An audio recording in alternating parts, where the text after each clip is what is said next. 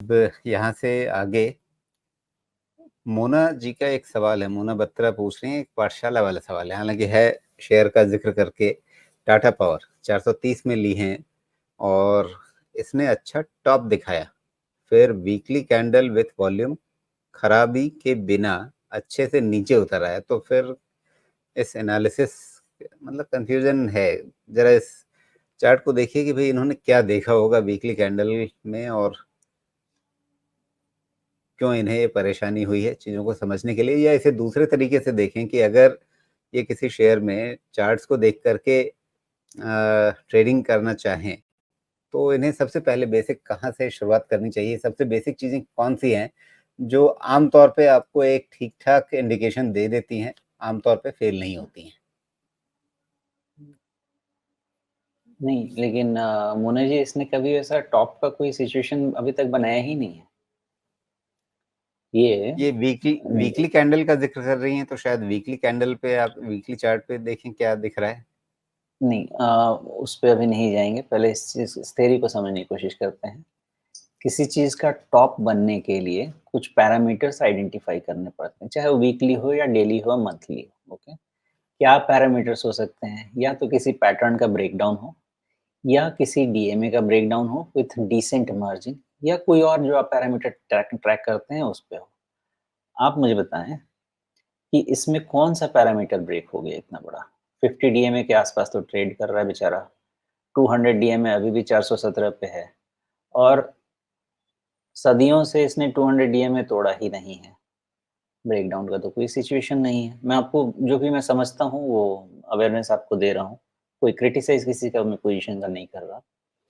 तो पहली चीज़ कि टॉप डिफाइन करने के पैरामीटर्स ही पूरे नहीं होते हैं, तो टॉप हम डिस्कस कैसे कर सकते हैं?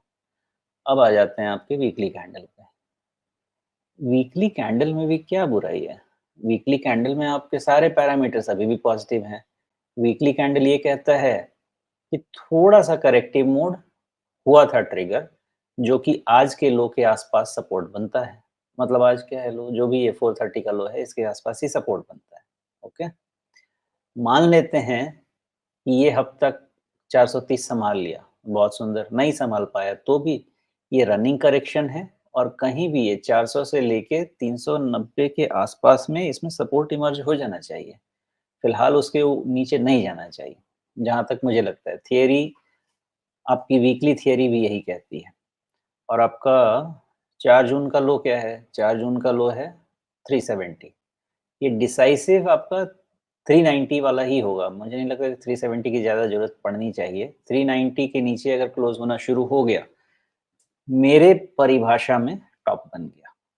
अदरवाइज़ अभी तो ये आपका कंसोलिडेशन है कि डिस्ट्रीब्यूशन है, यही समझ में नहीं आएगा, मेरे हिसाब जी। से। तो कोई अ, टॉप तो बना नहीं है, मुझे नहीं लगता। देखिए मैं कोशिश कर रहा हूँ कि इन्होंने क्या समझना चाहा है या क्या इन्होंने असल में किया है, तो मुझे ये समझ में आ रहा है कि शायद इन्होंने ये, मैं अभी वीकली चार्ट पे ही हूँ, जो हुँ, हुँ। ये 16 सितंबर वाली कैंडल है ना, ये इसी हफ्ते में इन्होंने शायद 430 पे खरीदा है, 430 का इनका भाव है, वो इसी समय दिख रहा है, या उससे ठीक पहले वाली कैंडल, मतलब या तो 9 सितंबर या 16 सितंबर वाले समय में इन्होंने खरीदा है और उसके बाद फिर एक नया टॉप बन गया। यहाँ टॉप बनने का मतलब हम लोग जिस तरह से बात करते हैं, टॉप बन गया मतलब कि अब नीचे उतरने की बारी है। शायद उन्होंने जी। ये कहना चाहा है कि एक नया टॉप बन गया, मतलब एक नया हाई बन गया। क्योंकि इससे पहले का जो भी लेवल था 470 के आसपास का, उसको इस वाली कैंडल में देखिए, 23 सितंबर वाली कैंडल में इसने अच्छे से हुँ, पार किया है। हुँ, लेकिन मतलब शायद पूछने का ये है कि यहाँ पे हुँ, एक ब्रेकआउट जैसा दिख रहा है, लेकिन उसके बाद बहुत प्यार से ये उतर गया, मतलब वॉल्यूम भी खराब नहीं हुआ, वॉल्यूम का जिक्र किया है उन्होंने। तो हुँ, आगे आप हुँ। देखिए, जब ये नीचे उतर रहा है तो किसी बड़े वॉल्यूम पे नहीं उतर रहा है नीचे। तो डेली चार्ट पे अगर जाते ना, तो आपको इसका जवाब मिल जाता ना। ये टॉप किस दिन बना? 27 सितंबर को बना, करेक्ट है?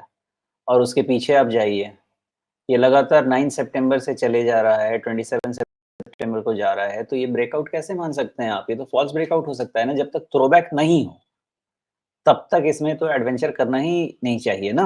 आप इसकी डेटा को देखिए, 9 सितंबर से इसका ट्रिगर हुआ है रैली, थोड़ा कंसोलिडेशन हुआ है, फिर 19 सितंबर को लो बना है 430 का और वहाँ से फिर कंटिन्यूअस 1, 2, 3, 4, 5, 6 6-7 ट्रेडिंग सेशन चलता रहा है। ओवरबॉट तो होगा ना, तो ब्रेकआउट होगा भी, अगर ओवरबॉट का इंडिकेशन है तो थोड़ा थमना पड़ेगा ना, जब तक कूल ऑफ नहीं हो जाए।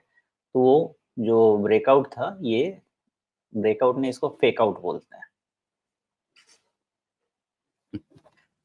चलिए, तो अभी क्या इस शेयर को करना है? क्या ये अपने 20 डे माफ करिए 200 डे मूविंग एवरेज के आसपास आने वाला है और क्या ये एक तरह का राउंडिंग टॉप जैसा कुछ बनाता हुआ नज़र आ रहा है आपको? ये सब चीज़ को डिफाइन करने के लिए 390 के नीचे क्लोज़ होना ज़रूरी है। उसके पहले में ये लॉन्ग कंसोलिडेशन जो चल रहा है, फ्रस्ट्रेशन वाला, ऐसा ही चलता रहेगा। ये देखिए बहुत आराम से बहुत प्यारी-सी टोपी बनती हुई दिख रही है इसमें। ये करेक्ट है, करेक्ट है, बिल्कुल करेक्ट है। लेकिन ये टोपी बन रही है, लेकिन अभी तक टोपी पहनाया नहीं है। टोपी पहनाएगा कब? जब 390 टूट जाएगा तब। 390 ओके। तो फिलहाल 430 के पोज़ीशन के हिसाब से क्या इनके लिए यहाँ पे कोई खतरा है? बिल्कुल वहीं पे आ गया वापस।